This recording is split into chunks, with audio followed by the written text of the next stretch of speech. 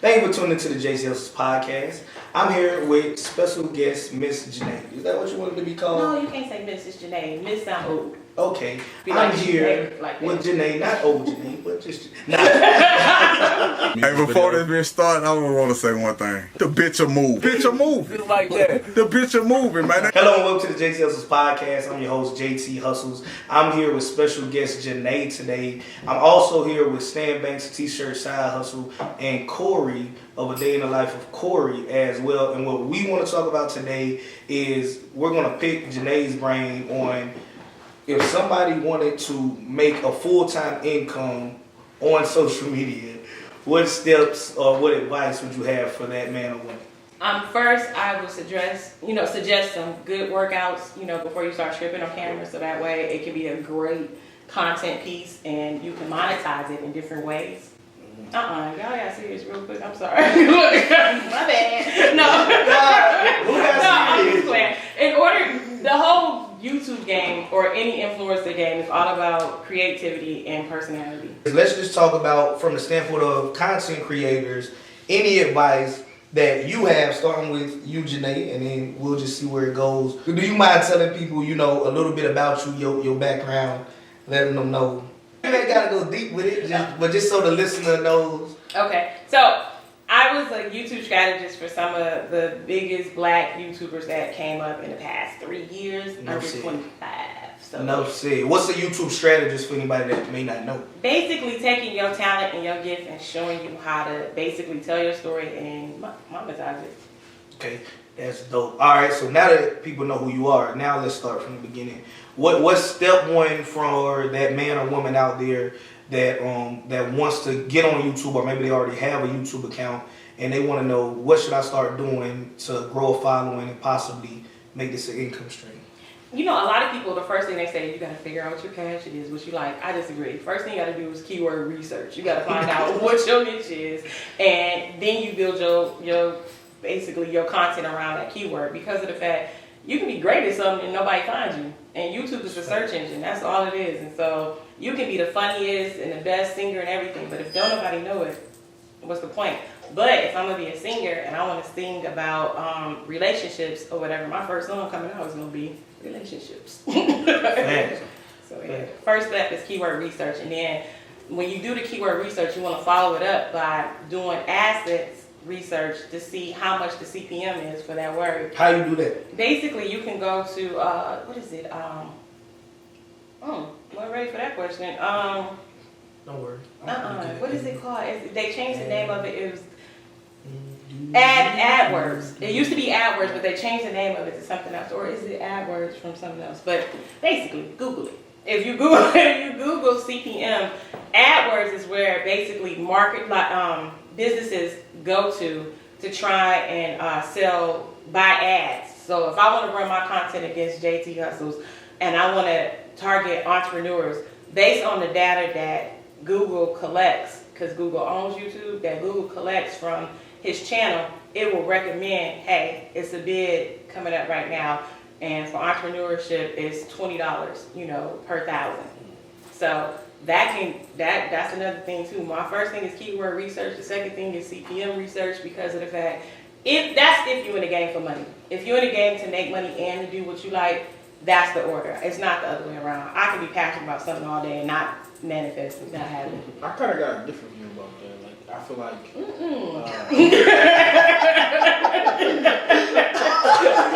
we didn't rehearse this.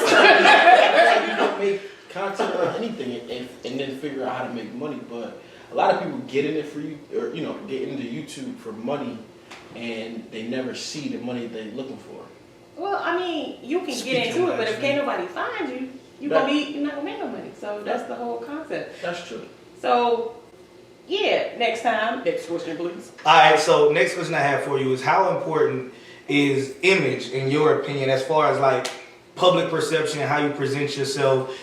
Should somebody be really worried about, okay, before I do a video, let's say a female content creator, for example, should they just, okay, I want to make a channel about cooking, but before I go in the kitchen and start cooking, let me go do my hair, my makeup, all of that stuff? Or do you think it's better just to give people that real, raw, cut on the camera and let's do it? Like, so how you feel about image perception, things of that nature? First, I want to say I thought we was going left to right, but okay. We coming back this way. Which Cool, way? I'm ready. It's supposed to be a full circle, ain't it? Yeah, Since Stan had so much to say. But, no, to address the question, I'm again going against the grain. I feel as if, though, however you look, however you present yourself, in its authenticity, did I say it right? However you present yourself is how you should maintain it, because of the fact you're not going to be able to keep up that facade the whole time. And then if you're not able to keep that up, because I'm not putting on my makeup and my hair and my wig every day, I ain't cooking every day, and I'm not going to do a video. So therefore, it messes with my money. So now, if I'm who I am every day, today I might be cute, tomorrow I might have a ponytail, whatever. It's not... unless you're a beauty channel, you know what I'm saying? Right. But if my talent or my video is about something else, I'm going to be so great at what I do, my appearance isn't going to matter. Yep. Corey asked a question. You have the smallest channel here. Mm-hmm. That is ask not a small. question. 12,000. No, not 12,000. I'm speaking it to existence. I just heard the number 12. My bad. That was probably a better recovery. Hey, gotta be quick with your feet. No, I'm sorry. Go ahead. Make it personal. Personal. What was I about to Jamaica. Personal. So Okay. what? Jamaica may not come back. Janae may not come back. We talk about niches all the time. So my channel is like a day in the life. So mine might be something that I'm doing from the pest control, might be appliance repair, it might be tech review. It could be anything.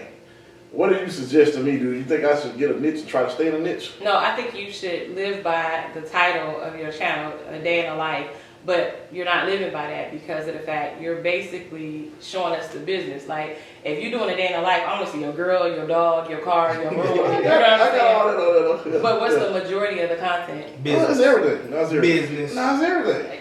The first thing came out your mouth was pest control. Well, because that's what I do the most.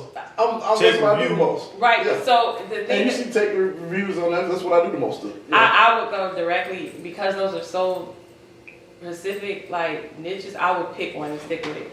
That's gonna be Because hard. when you do the day in the life of Corey, aka you should ride the SEO. Because remember I said the keyword research, so you got that on lock. Because you got a Corey. I don't know how much. I think his channel hit a million yet. It's close if it hasn't. So you're able to ride that SEO of that. But the only way that because if you put it in now, I guarantee you're gonna come up. So if you outwork him, have better content, you'll be able to touch and tap into his audience. But you have to have content that would appeal to them. Right. And so a lot of people want to get into vlogging and all that other stuff. I'm completely against that. Because of Casey Nasty. But that's what his channel, by name, sounds like he should be doing. Right, but also, Day in the life, you should be vlogging your life. Also, Casey kills the game with editing. He has very good shots, very good visuals. So even though it's his day in the life for him, it's like day in the life flying. You know what I'm saying? You sound like somebody we know, ain't it? Sound like somebody we know with them edits, ain't it? It's like very exciting. So therefore, for him to do a vlog, it would make sense because I might go carriage selling or something. But the average person, it's going to be hard for you to grow your following if nobody know who you are. Because I don't want to watch what your day is like. I don't know you. You know what I'm saying? Like, no offense, but I'm just saying. Like, now Beyonce did a vlog, I'm all in. Even if she just sitting in one spot. But I don't know, you know what I'm saying? If I don't know you, I'm not there yet to be intrigued about what are you doing every second. So I would suggest changing the name, changing the direction of the channel, and going more towards the niche-driven either. I would do tech review. Like, can I ask you how old you are? Or, you know, like females where they be like, 42. Okay, perfect. So, I'm 41. So, in our age range or whatever, you either got the person that's very savvy on social media or tech, you know, like the phone and stuff, or you got people who don't know nothing about it. So if I was doing tech reviews, I would do it raw. I would get an iPhone and figure it out and be like, oh dang, I know it did this, that, another. Give a different angle of a tech review. Now I want to ask the same question from a different perspective. I kind of have, my channel name is actually just my name because I couldn't get my niche name for some odd reason when I started. What's the name of it? Just Stan Banks. And what was the niche name you was looking for? T-shirt side hustle. So if you pull up T-shirt side hustle, I still come up under that. You know, you can find me under T-shirt side hustle. But now that I kind of got my industry on lock, I do want to expand, right? And I want to become more of myself because I do a lot of other things outside of T-shirts, other interests, other businesses that I've started in the past. All right, so I was a photographer. I got a degree in computer science. I did computer repair.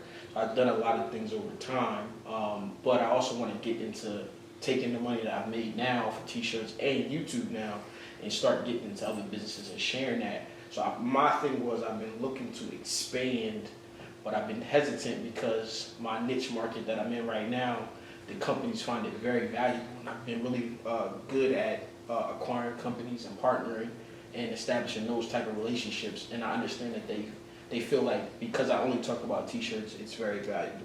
Okay, so what I would do is if I was just gonna focus on t-shirts, I would switch the name.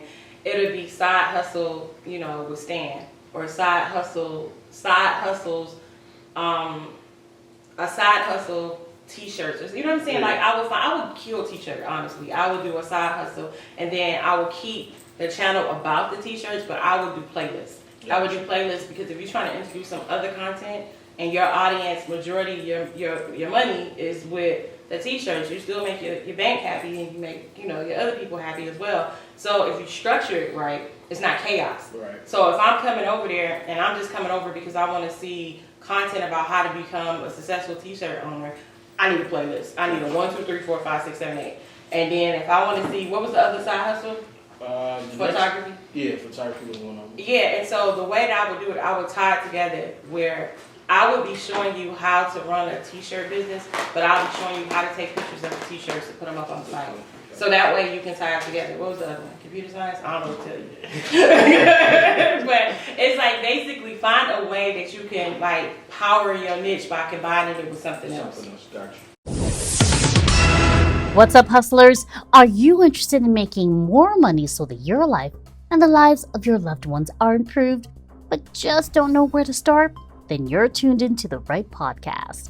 The JT Hustlers podcast provides you with a combination of business and entertainment value to help you accomplish whatever your personal financial goals are, while delivering you the info in the most practical way possible. Be sure to like and share this episode, and also please consider becoming a patron, which gives you lifelong ad-free access to all of the JT Hustlers video podcast episodes at www.patreon.com/JT Hustlers.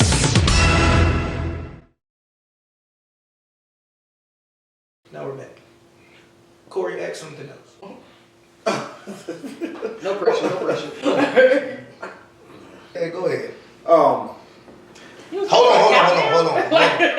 on. Before you ask, what I want you got the question in your head. What I want you to understand is this lady, she ain't just any old lady. This is an OG in the game, has helped content creators get millions of followers. She's not any old lady. It's Nah. like 5'4". I ain't mean an old lady. No. Your first word was old lady, OG. Okay. Yo, you ain't want to be an OG? No. Okay, this ain't just any young lady. Okay. It's That's the same thing. I'm not a young lady. What you want to be? I don't even know at this point. You don't want to be old, you don't want to be young. No. This is not just a person. No. That's better than old. You know what I'm saying? This is not a person. This is Janae. Yes. Janae has helped some big channels make millions of subscribers. Countless amount of money. Yeah, countless amount of money. I didn't hear all So that. don't waste your time with no Rudy Poo little bitty question. What did you ask the question is? No, man.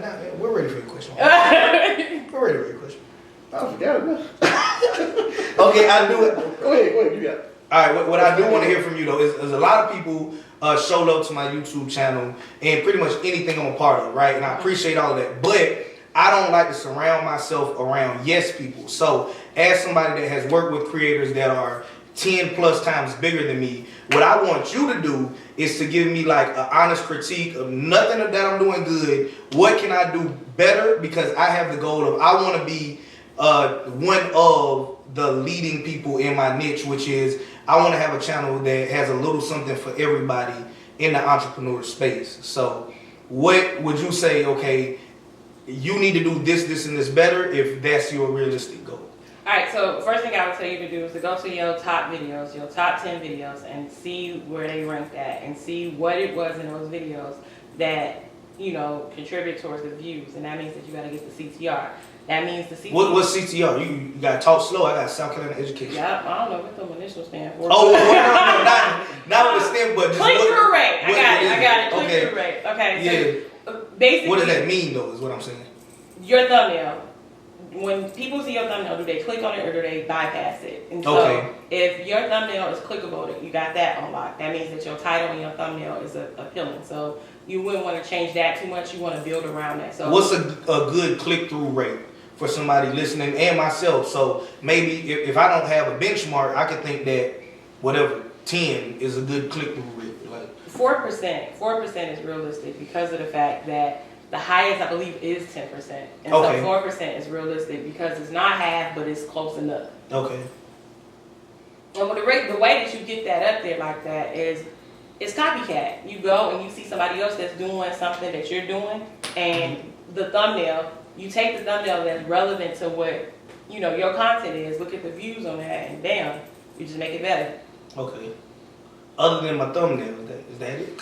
Oh, no. Look, I got a laundry list for you. It's your editing. Like, you can't give us, top of the line editing and then go back to bootleg stuff. You know what I'm saying? You can't give us HD quality and then go to the church camera. Like,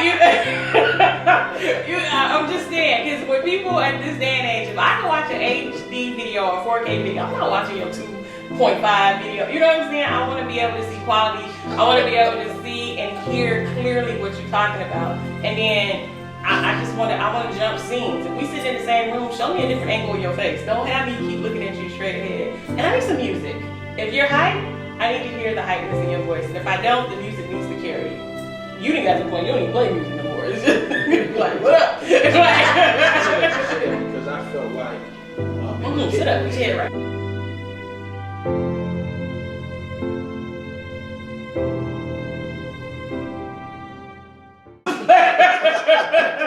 I'm just saying. people didn't want to hear music on my content. Like playing in the background and me talking, they felt like it was distracting. So the thing of it is it distracting to you or your viewers? And how many viewers didn't like it? A lot. Like, Give me a lot. Give me a number. I can't say now. It's been a while because I stopped early. Like I did the background music. I guess because I do tutorials. Yeah, but the tutorials, if you watch, think about the tutorials that you watch. The I music. don't see nothing. I just want that thing straight to the point. I don't want no ads. Oh, yeah, no. It is crazy because I set out to make the content that I would like get straight to the point, bro. 5 minutes. If it takes 5 minutes to cover the topic, don't make it 15. But you gotta understand, if you're doing a tutorial or whatever, you have to do a tutorial as if though you have people that start from zero. Right. But we be trying to start tutorials based on like everybody do what I know. No, you know. Nah, I think I covered that part of it really, really well. Like I think the breakdowns of my. I ain't done critiquing your channel either. But the thing with the I'm sorry. The thing, I'm gonna get on YouTube in a minute. But the thing is with your music, you have to basically listen to it on all devices, on your phone, and your laptop, and on the desktop, because the speakers are totally different on every device. So like right now, how we got the headphones on, we hear ourselves clearly, but when you take it off, my voice isn't gonna sound as clear and as loud. You gotta look at that with recording. So the reason why somebody might not like the music is you ever watch a tutorial and then all of a sudden the music is slow, low while they're talking, and all of a sudden it go high, and you got to take off your headphones because it's too high. That's because they didn't test it out before they put it out. So I think if you change, your testing methods, I think that your audience, and then it's the selection. Like, I don't want to watch you tell me how to run a t-shirt business and you got, Jeezy in the back talking about, I'm the snowman. You know what I'm saying? Like, I don't, the music has to match the content. Well, that's what I listen to. And see what I'm saying? That's a hustler. Right. I'm just saying, it's the instrumental. Don't get the, Oh yeah, no question. So that way, and then that's another thing too. That messes with your algorithm. Right. Like YouTube is an engine. It is not a person sitting there like, yeah, I like this video. The thing with YouTube, if you have lyrics playing and you talking, you just confuse the algorithm, and they like, I'm out. Yeah. You have to look at it as robots. That's like, yeah, because it really is spiders that, Bots. They scan, computer science come through. But they scan the content content to see what it's talking about. Like it scans the pictures. That's why the thumbnails are important. So if your video is about cooking, but you cutting grass, YouTube, y'all know I ain't about to mess with that. Right. So the easier you make it for YouTube to understand what your video is about, they're gonna serve it up. Right. So you got to make sure that your music isn't drowning out your message, literally, where the words snowman, you're going to be over there, you know what I'm saying? Right. No, you're going to be demonetized because, you know, they like, he's selling snowman again. It's like, you know, so you want to make sure that everything, you know, is harmonized, it goes together. I got a question. Do you recommend putting a teaser at the beginning of the video? Absolutely not. No. Yeah, 30 seconds of your video is the most important part of your video because the average person knows if I'm going to stick around or not. Like, think about how you watch a video. I can tell by the quality, 2.5 church video. I can tell by the quality if I'm going to watch this video or not.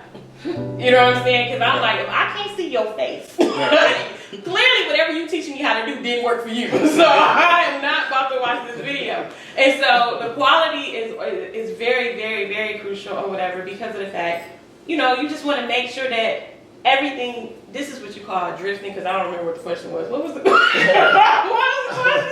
I asked about the teaser. Do you think? Oh, the teaser. Yeah, no. These highly produced videos that folks be putting in the beginning of their videos is foolery. Not the intro though. So what do you mean by a teaser? Well, I see. It's like the first 30 seconds. Where it's like, in this video, this is what we're gonna do. Well, now some of them are like 5-6 seconds. I see some I do and then I guess it's like the highlight of the I do video that with my sometimes. videos where it's like Like I'll take the part that I think people were really interested in, like the part where the man said, "I work 5 hours a week, I make $10,000 a month," and I'll put that at the very beginning, and then that's before anything to try to like catch your attention, so you watch the whole video because he might actually say that minute number 11. Yeah, I think she just got it mixed. I got it mixed up. Good looking, Stan. Good looking. Yeah. Right here, man. Got me, right? Because I was thinking of an intro video. But I'm still going to go back to the teaser thing. I'm going to tell you a trick, a hack or whatever. When you're doing your teaser and how you said how I made $10,000 in 5 hours,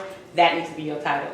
Mm-hmm. Because now you're really making it clear to YouTube what this video is about. Because it scans the first 10 or 15 seconds of it. So if the first 10, 15 seconds is you naturally saying your title, and your title says that, and your keyword, your tag say that, and in your description it say that, we win it. Right. So I would use that teaser as very key and strategic. It has to be something close to my title, if not my title.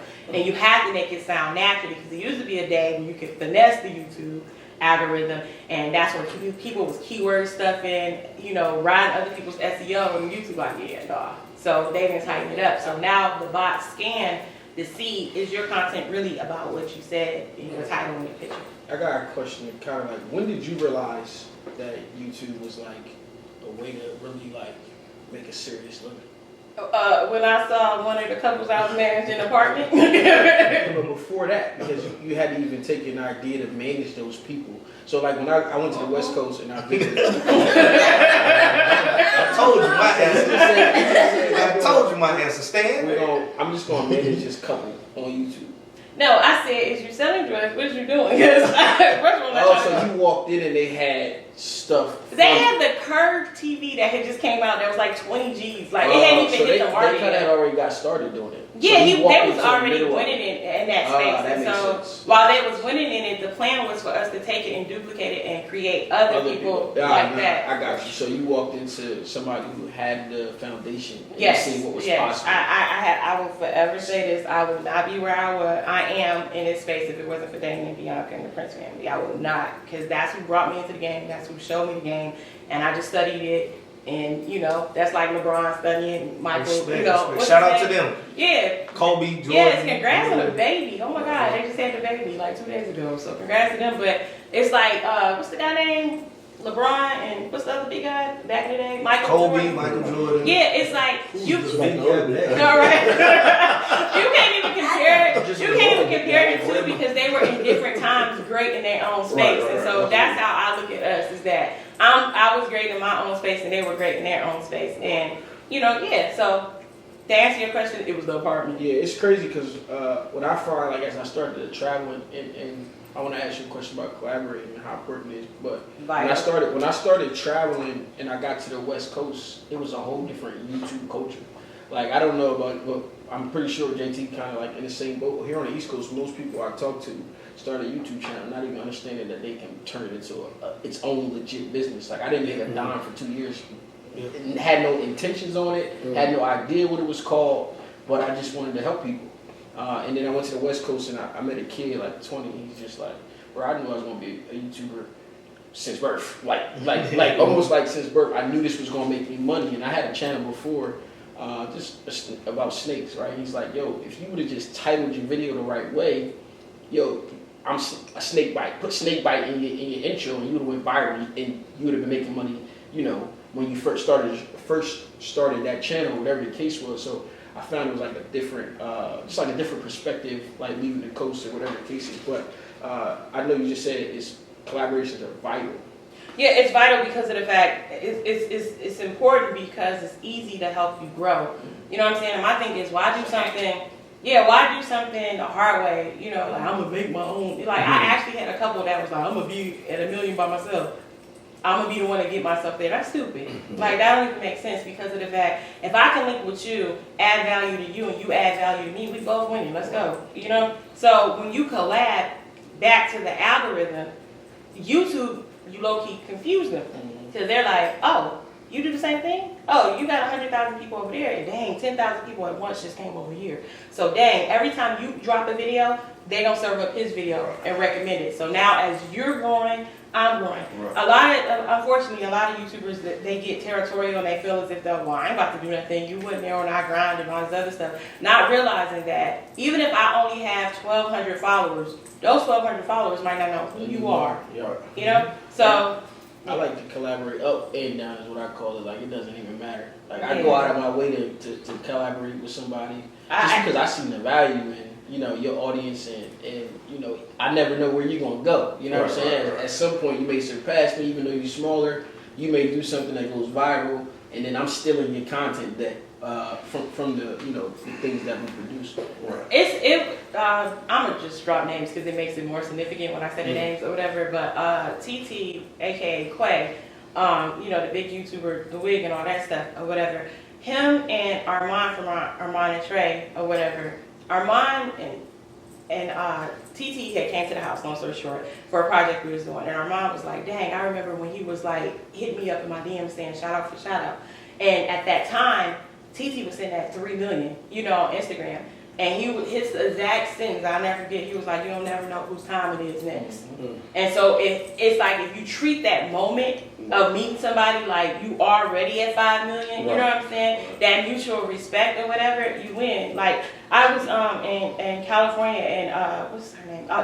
Tori Bricks. Her husband is Rich the Kid or whatever. And when I walked in, they were doing a music shoot and Tory Lanez was doing the video. I didn't know who Tory Lanez was. I thought it was a girl. So when I walked up, Tori introduces herself. She's like, hey, you know, I'm Tori. I was like, oh, yeah, you know, I don't know your music, but, you know, and she was like, oh, no, I don't do music. She's like a real big, like, Instagram model and stuff or whatever. But the point is that she told me, she said, my parents taught me to always speak to everybody because you don't know who anybody is. Right. And so I was like, dang. So I kind of took that and I'm like, that's how you walk in a room. Like you don't know nobody, everybody millionaires. You know what I'm saying? Because it can be that one person that changed your whole life. I think that's a huge key point. I don't know about you, JT, but you never know whose time it is next. Yeah, facts. Yeah. Right now it's my time. that is so true, and I've watched it multiple times. I watch people with egos saying, like, yeah, when you get your following up, then you can come collab with me, and I watch them surpass them. Like and then you want to double back, and now we ain't got you never built that relationship. Like nah, and I'm the one that hold grudges. Yeah, like you gonna remember the name. Yeah, you're one video away from changing your life. That's how you gotta look at it. You one video, one piece of content away. You go viral, like the Charlie girl on TikTok or whatever. She went viral for messing up black folks dancing. How about Dollface? I don't know what it is. Oh man, the dude on the skateboard, the ocean spray. Yeah, I'm old. I don't know what it is. He was living in a trailer. Oh yeah, I just read that article. Yeah, and they gave him cashed out on the house. I thought they gave him a trailer. No, I think he cashed out on the house.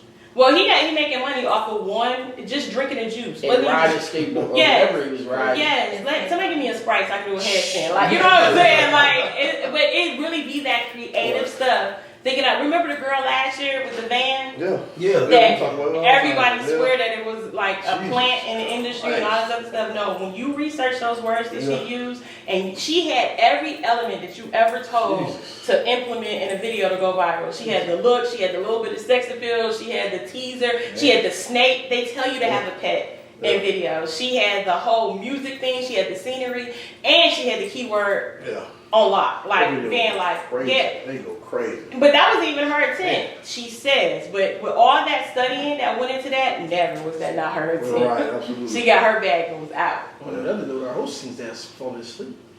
Nah, I'm here. Nah, I'm not asleep at He's all. definitely not. I going beat to other sleep. people's They're kids. counting. Like, come on went now. First of I all, am entertaining. What you Yeah. got going on? That's why you leaning back. I'm a big old He tried to make it gangster. seem like he was laughing on my arm. He was asleep. Nah, Like, what the heck? I'm a big old gangster. I was thugging this whole episode. Alright. I was not asleep. So, I'm out of my feelings now after that critique. I just need to work Oh, no, on I my didn't finish. thumbnails. And I thumbnails. Hey, JT, you got to speak in the mic too, bro. I know that what else I could do better is probably No, let her tell you. have less guests on the show. Let me get ahead of the critique. Maybe if I had- She said maybe- right, Rabbit. Maybe if I had less guests on the show, it would be better as well. So, Yeah, true. go ahead, though. Go ahead. Did you just fire shots? How about the Yeah, guests could yeah. be better? After you asked us to do this video. Right, exactly. No. But go ahead and finish. Go ahead and light him up. Most important thing is when you're doing entrepreneurship and you're doing how to make money online, that is a high paying niche. I'm talking about $50 to $100 per thousand that you can make, and you be killing it with views. So just imagine if you got a video that hits 3,000, you'd have made $300. You know what I'm saying? Is that right? Don't be. Ooh, I don't really know if that's Well, I ain't saying that's what he at yet. He really make $1. You know what I'm saying? Man, Right? I got kids. I got a mama. I got an uncle. Tell me about it. I My got bad. fish. So, but a fish. I got pet fish. Okay. Imported from Malaysia. And tell me you're going to breed them. That's One It's day. waiting to happen. Breeding fish. Hey, man, when you in a niche, I done seen $5,000, $10,000, $20,000. Are we talking about catfish or goldfish? Like, what are we talking about? Breeding exotic fish. fish? Oh, fancy. Okay, back to your channel and the whole series thing. You wanted, that's a really good niche, the snake thing. I meant to tell you that just in case I forget. I'm going back when I open my new store. That was a shameless plug. What's the name of the store where it's gonna be at? No. But as far as the series, when you create series, two things. One, you messing with the algorithm again with YouTube, and they gonna serve you up. And they're not gonna just serve up one video. They gonna serve up that whole playlist. So if you got 10 videos in that playlist, YouTube gonna be like, oh, this is a wealth of information. So I'm gonna give it to you, and you. You're missing that opportunity. You done had multiple videos over 100K, and you'll hit it and then go to a different topic. Whereas if you take that topic and you double down on it, you will still tap those audiences, and now you become the authority in that space. So, Okay, my question to you, and I appreciate you saying that. I do have multiple videos with over 100K, contrary to how bad you people try to make me feel with my critique. But he does, but can we be more? Can we go to $1 million? Oh yeah. That's the thing too. That like I get in my own way. So I really appreciate Janae. We having fun on this podcast, but I really appreciate Janae and people like that are willing to come on the channel and keep it real. But what I want to also discuss is twofold. One is early on in my social media career, I hit what I felt was like a glass ceiling, maybe somewhere around 22,000 subscribers, because foolishly I thought that nobody on the internet talked about business unless you had a business. So I was an entrepreneur 3 years before I ever picked up a camera trying to tell you how to start a business. Already was making money. So I came in just talking about what I knew, which was the independent courier service. And I hit a glass ceiling of 22,000 or 25,000 subscribers, whatever it was, somewhere in the 20-something thousands. And they tried to put me in this box. So I wasn't just an independent courier. At that time, I was working with the I Love the 90s tour. So I was working with Big Daddy Kane, Kid and Play, Salt and Pepper, you name it, all of these legends from the 90s. So I want to tell people, okay, I'm a serial entrepreneur. I'm not just a courier. I resell on eBay and Mercari. That's nothing to brag about when you hear people say that, but I was generating thousands of dollars a month just flipping stuff and telling people you can make a living off of that. Also working with what arguably, in my opinion, are some of the biggest legends in music history. But I say all of that to say is that I didn't want to ever get back in that box. So I worked hard to brand myself as a serial entrepreneur. And like how you said, I'll do a video, it'll get X amount of views, but then I'll go to something else because I want my channel to be open, to be broad, to help anybody. So I'm worried about, okay, if I double down and we make a ton of whatever videos, I'm back in the box, and now I can't, you know, if it makes sense what I'm saying, I can't maneuver how I want to maneuver in the space because I don't want to just be labeled the you only can do this thing guy. I want to be the entrepreneur guy. I think that's the same thing as what I was just saying, right? It's like, now I'm the t-shirt guy. How do I branch outside of that? Yeah, you could make $1 billion in cryptocurrency, but since you have a channel that's this old and this niche, people don't care what you got to say in any other space. So that's what I'm worried about to a sense. So that's why I'm like, okay, we're going to go multiple streams of income. Like, but I do know that my foundation and a lot of people that follow me do like the independent courier stuff. So I have over 120 some odd courier videos, and from time to time I do circle back around just a little something for y'all that still are interested in this industry type vibe. But go ahead, I'm doing too much talking. No, it's just different angles. The first thing that you said is about not getting boxed in and you hit that glass ceiling or whatever, because you didn't pivot. You had to pivot, like, you know what I'm saying? It's like, all right, you trapped over here, so you're supposed to shift. You know what I'm saying? And when you shift, you don't leave the game. You stay in the game, but you just pivot and go a different direction. So your top video is want to make $55 an hour, ? Become an independent courier today. Tell me what the keyword is in that. Independent courier. $55 an hour. Yes. Give me enough guesses? Yes. Then I look at that whole list, and it's a dollar amount attached to the top 3 of the, or 4 of the top 6. Right, but notice what's unique about all of them, the ones that's at the top 4. Yeah, they got dollar amounts. One has a dollar sign and the other one has HR.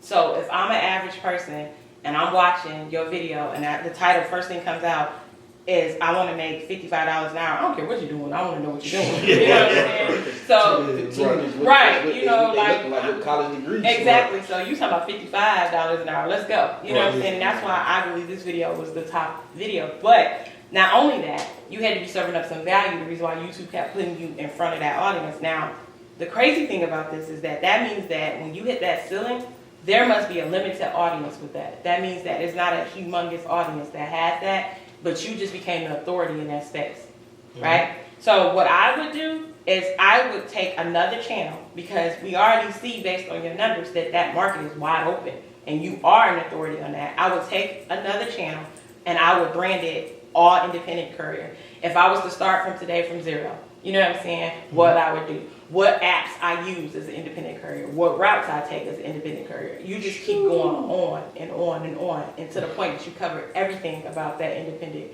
courier, and you're not repeating the same thing. Then on my main channel, since you have like switched up to multiple things or whatever, it would be how to make money online, because I see your top 6 videos is about how to make money.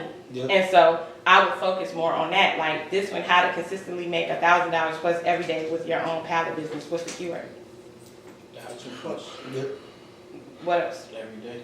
Right. Understand that a keyword is not a keyword. It's not one word. It can be a phrase. It can, you know, whatever that descriptive term is. And so 1,000 plus every day. Really the keyword is how to consistently make 1,000 plus every day. That would be my intro every day. How to make consistently $1,000 a day, shoveling snow, you know, baking cookies. You know what I'm saying? Like I would go everywhere with that, you know, or whatever. Did I make $1,000? You know, shoveling snow. Right. You know, it's like you just got to be creative with that keyword. I don't care what any guru tells you. If you have not found the keyword and dominated that, it's a losing game, and it's a hard game. That's why you hear people, I've been in the game 10 years. It should not have taken you 10 years to get, you know what I'm saying? 100,000 subscribers. Exactly, but the reason why it does is because you failed to pivot. You know what I'm saying? We a lot of people make YouTube channels based on what they like. I don't like care what you like. Like, you know what I'm saying? What is the need? Is there a lot of people out there that want to become independent carriers and don't know how? Bet, let's go. You know what I'm saying? You might be at home playing video games, but hey, independent carrier is wide open. Yeah. That's deep. I think you're doing a great job breaking down channels. I think you should break down Corey's next. Oh, I already did. I started off with him with saying that he's doing a day in the life. Oh, okay. Since you want to put people on the spot. People get to know on Tuesday. First of all, Hey, I'm perfectly fine. the most important thing with the with your title, the day in the life, it's like the what do you call it? Acronyms. I'm gonna let you talk. You pull it up. Oh, here. So the thing is with the day in the life or whatever, that term DIYL is a keyword by itself. So you're killing yourself with the spaces in your title. You know, it'd be like I would put it more DIYL with Corey, that type of stuff. Because of the fact nobody's really gonna type in a day in the life of Corey. You know what I'm saying? Yeah. So it's DIYL. And so when you put that in and then put, you know, content based around everybody's day in the life. The day in the life of me having roaches. I thought DIY stood for do it yourself. Yeah. DIYL. You gotta add the L, but DIY is do it yourself. Okay. But if you go on the search engine and you put DIYL, a whole bunch of soccer moms about to come up. A day in the life with mommy, a day in the life with a mom of 5. You know. So homeschool teacher. Exactly. Now that's a whole nother wide open space right now. Curriculums and stuff for you guys watching up there.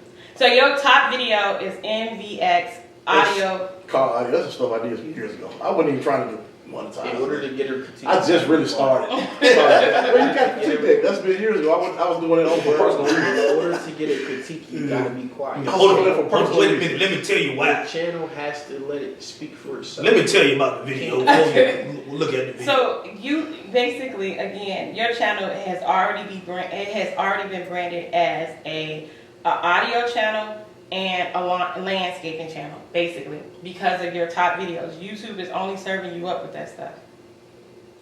A day in the life is like number 10. Yeah, that's old. That's the old. Right, but what I'm saying is that so now a day in the life of me fixing my speakers, a day in the life and upgrade my radio system, a day in the life of me cutting my grass, a day in the life of me showing you how to cut your grass. Dope. You know what I'm saying? It's like take that keyword and make it into something of your own. So that way I don't mind watching Corey cut the grass because he's gonna show me how to get straight lines. You know what I'm saying? So make it personal, but make it in a tutorial. You cannot go wrong. Can you do that at my house when you are there in 2 weeks? Going through it, making a line. I mean, if you need it for content. A day in the life of cutting Daisy's grass. Yeah, and then like this one, a day in the life, I would title this, your title is how to make more than $500 in less than 5 to 6 hours a day. And you have the emojis in there. The emojis are cute when you have, I think, an established audience. But remember, you got spiders, crawling your title. And they're like, what is that? You know, so. Because that translates to like a king of like weird ass characters in boxing. Yeah. Oh, yeah, computer science come through. Yeah, because you'll see, don't it turn to like, nothing. That's all I can tell you. it turns into numbers, exclamation marks, and all that stuff, because they don't see that. Right. But it's appealing to your audience once you have an established audience. Okay. And so small channels shouldn't use emojis. No, not at all. Not at all. Unless you if I'm riding your wave and you just did a video how to snowboard and you got 10 million videos, I'm gonna put a heart at like something at the end that I can still have your title, but I can have something that separates me, because at that point it's worth the gamble. You know what I'm saying? But on the regular content, no, you messing with the algorithm. Especially not in the middle of a sentence. Yeah, because now you just completely, so now they don't even know what you're talking about. How to is a keyword by itself. How to is humongous. So if you started your video, that's why this video I think did good. You got multiple components in this one, but I think you killed yourself with the emojis. It said how to make more than $500 in less than 5 to 6 hours. And then at the end, you got a day in the life. You know, I'm pretty sure it's they record, right? Right. What I would do is I would say how to make more than $500 cutting grass, DIYL with Corey. I don't cook grits now, though. No. That was at home. You say change it. No, I know what you're saying. I'll bet you with it. She said change that. I know what Not you're saying. go against the all. Yeah, so my whole channel, if I was to critique this channel, what I would tell you your content should be about is the day in the life of an average person. A day in the life of me trying to work my iPhone 12. A day in the life of me trying to make pancakes. A day in the life of me, base it around a day in the life, what you do a day, but it's teaching me something, it's entertainment, and it's personal. That's the direction I would go, because that's what you pretty much have, built up your channel around, that DIYL. And then also, I would try and figure out something with the audio. And the whole thing with the pest control, that's a different, I would start a different channel. And let me tell you, one of the things I tested out that it worked, I don't know if it worked again, but when you start a new channel, I would say start it on a different lap, on a different computer that has never searched up whatever the name of that channel you're going to do. Say I wanted to make a beauty channel. I would go use Stan's computer and set up my email, make it surrounded around beauty. I would go and make my, you know how Google be like, What's your names? Everything, keywords and niche names. And so then I will name my channel, Janae's Beauty or something like that, where my keyword is in my title. And then everything that I look up on that channel will be related to beauty. And if I'm looking up something else, I'll come out of that channel because of the fact everything that you do around that email, everything that you do around that channel, YouTube is basically saying, okay, this is what this is about. Yeah, especially because they hacking our whole life. Yeah, I mean, because you know how you can look at one video and they'll serve you or something else, and then you be like, I ain't look for that, but then next thing you know, you watching it because they don't just, because you looked at, TJ Hustle video, they like, oh, you want to look at Stan's video. No, they didn't want that. TJ I thought I was on the word. TJ Hustle. TJ Hustle. Disrespect. Oh, that was payback. I'm on her side. I am so sorry, but it sounds so sweet.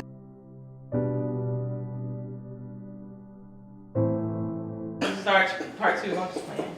I'm sorry. TJ You wasn't sorry when you said some of the things he said. I know, man. Back me up. My bad. That's what you going to sleep. It's the right person left for. That's what you're going to sleep for, right? Facts. Okay, I'm sorry. If you would like to be a guest on the show, immediately, we are in immediate need of a replacement. I am so sorry, but what I was getting at. The requirements are you must be able to properly organize the acronyms that make up my name. If you can do that, you are overqualified for your competition. We would love to have Okay, you. alright. I'm so sorry. So, I forgot what I was saying about your channel. How great it was. Oh, what I was saying is that, you know how you might be over on your channel, JT Hustles. Am I saying it right? With a Z. See, that black folks stuff with that Z, like that. It'd be hard. Now you got to think about it as YouTube searching it up. If I'm, Becky and I'm looking for hustle, you ain't coming up. You know what I'm saying? Because of the fact you got the Z on it. Now it's unique, it's cute, and all that other stuff, but it runs against what YouTube knows. They like, this boy can't spell. You know what I'm saying? So, or not. I'm being funny with not spelling, but it's basically saying like, no, this can't be the same as this hustle, from 9 to 5 because of the way it's spelled. The way that your name also too, it's not, this was taught to me by Damien. It is not what you name your channel, it's what you build around the channel's name. Right. Because a channel can be like your channel, completely about entrepreneurship and everything. And nobody, even refers back to the name because you became an authority in a different space. You know what I'm saying? So it's not that important, but to give yourself a good start, everything that you do on that channel needs to be centered around what your niche is. Nice. I guess I'm up next. Well, go ahead. I have a question, but it could wait. Go ahead. Look at this show. No, go ahead. Yeah. Oh, you're talking about critiquing channels? Oh, yeah. Why are you doing that? So, what I want your perspective on is how do you feel about content creators making repetitive content? Meaning that, okay, I am years removed from the independent courier service, reselling and whatever. Now, I still love that business and I still create content on it.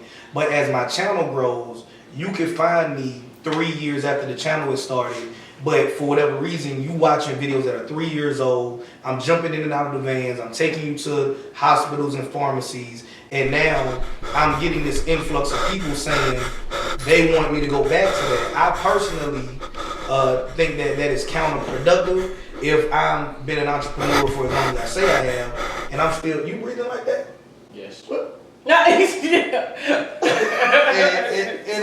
you understand? It was him. Yeah, man, I'm trying to ask my question, man, and he just... Don't put my man on the spot. Don't put my man on the spot. Can you Listeners, did y'all hear that?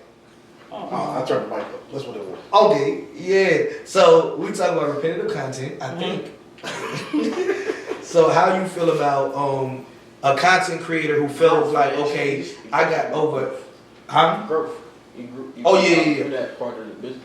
You Do you never. think I should make that old content for those new 100 or so people that just heard about it? Definitely, because of the fact who you were when you dropped that content, you aren't the same person now. And so not only would the information be different, the delivery would be different. You ever watch somebody's old video and you be like, I could not watch this. And then you see that new video and it's like, dang, like that's where you started from type stuff. Like you look at Mr. Beast. Mr. Beast been in the space for like 10 years. And now all of a sudden it's like. Shout out to Beast. Yeah, it's like, I remember dude with the spinners, you know, spinning for 24 hours or whatever. We like, what is this kid doing live for 24 hours? Like, you know, but look at what he's doing now. The thing is you do the same thing until you either one, become authority of it. And that's probably what's happening. You've become the only person that surfaces the most with that content. So you're an authority in that space, whether you want to be or not. Now, what you can do is own it or just go ahead and give it to somebody else. Because somebody else is going to pay attention to that and see that you're not servicing up that content. And then they're going to come in and take that content, the concept that you have, maximize it, and you know what I'm saying, put it out there. Why not go ahead and give your audience, the new 100,000 folks that was with you now that don't know anything about, you know what I'm saying, you doing it at first. Mm-hmm. You know, and so you can also to make it interesting, take clips from your old video. You know what I'm saying? To be like, I remember I said this, but the game changed because now it's an app that does this. You know what I'm saying? Mm-hmm. It's like an updated version of that and create a series, you know, and run it that way. And then if your audience is in demand for it and they want it, at that point you need to create a course. AKA go jump back in the van, JT. Yeah. Campaign back to the van, JT. Yes. I mean the thing of it is that you ain't even got to get back to the van. You ain't even got to. You wouldn't even have to get in the van, but if you was to do a video, how to find a van to be an independent courier. You know what I'm saying? What outfit you should wear to be an independent courier. What seasons are the best seasons for independent courier. You know what I'm saying? And sticking to what your channel is about, but also giving a different perspective. So definitely, and that's called evergreen content. That it's gonna forever make you money. Sure. Go ahead, Sam. All right. Yeah. I'm ready. Yeah. What's wrong with his? All right. What's wrong with this? The most important thing is that the thumbnails. That's the first thing that jumps out. Is that you can tell a year ago, 3 years ago, a year ago that you was on your thumbnails and you was on your titles. And not only that, the titles were strategic. They wasn't just random. Like, for instance, the first one, best heat press machine to start a home t-shirt business on a budget. There are so many keywords in this. It's just ridiculous. It's like the best heat press machine, keyword. To start an at-home business, keyword. You know, to start at home, that's a keyword. T-shirt business is the keyword. On a budget is the keyword. Unboxing is the keyword. You have a heavy title with all highly searched keywords, but it flows naturally. Right. It doesn't look like you keyword stuff. And then just in the first second, you open it up with high energy and not a typical angle. You know what I'm saying? Everybody that do tutorials is like, I'm looking at you straight ahead. It's like you coming down, and I hope you transitioned or something. Yeah, but they moved once I took out the machine. Okay, and then not only that is that, oh my God, coming into the video, you already telling YouTube what it's about because you're about to announce your title. The imagery is showing that you're about to unbox something. You know what I'm saying? It's like every element to hit, you hit on that spot. And then... What? He said he got nothing negative to say. Listen. I gotta wait for my title to listen, to whom much is given, much is required. So yeah, you can't get the baby, you know, stuff. And he barely getting the baby stuff because he stepped out the game, and now he's coming back into it. So he you know, he like not like junior high. You need to go back to wearing them suits. Yeah, no, definitely not. No, but go back to my security job. The thing of it too is one of jump back in the van, JT. Jump back in the van. Since you want some negative content, the negative content is Do not put your keywords in your thumbnail. How One dare or two words. Don't put the whole title in the thumbnail. But you can't like, put some novels. yeah, it's like, you know, Rookie. it's Should have known. it's like if I was unboxing an iPhone, that's it, and show me, you know, unboxing. But really, I wouldn't use my space putting the words in because it's redundant because of the fact you already got it in the title. So I wouldn't do that too. I would go into the how-to. All your videos that's winning is that keyword, that how-to, and then the best Amazon. Anything with Amazon, you can't go wrong. Because of the fact Amazon is almost on its level to being a search engine because of the fact that everybody pretty much, and anything that you can think of is on Amazon. So shop engine. And so that's I would definitely say go back to, especially that you had a 17-minute video that did 212,000. Like that meant that people actually was engaged in it and sticked around. And that was less than a year ago. So what I would do is I would run a whole series on how to start an at-home t-shirt business with $10. With $100, you know, with no money at all in my basement. You know what I'm saying? We're going everywhere to start this t-shirt business. You know what I'm saying? How to start a little girl's t-shirt business, you know? It's like, and just maximize that keyword, and then how to price, you know, like how to price a t-shirt, you know, in this business or something like that. And just consistency. Most importantly is consistency. That's why JT is running in his space, because of the consistency. Some talk about, tell me some more about me. But he went missing for a week. You had to do the good and the bad. You set yourself up for that. But I'm just saying, his consistency is that every time I'm subscribed to you, and every time I go to my subscriptions, you're gonna come up because of the fact you're dropping content. So I look forward to seeing something being dropped by you. Even if I don't want to do it, it might be like, oh, what did you talk about today? Where he at today? You know what I'm saying? So it's like you begin to build a tribe that follows you and what you do. You know, and so when you do that, you can't let them, you know, leave them hanging. And then you can't get lazy with your content and not, you know, it's like, all right, I'm about to do a video. You know what I'm saying? It's like you gotta have a direction or some passion behind it. How many videos you say a person need to do in a month? No, serious. A week? Well, I mean, I'm saying a month, like total. According to her, a day? Yeah, so A day in the life? Yeah, so 28 videos a week times 4.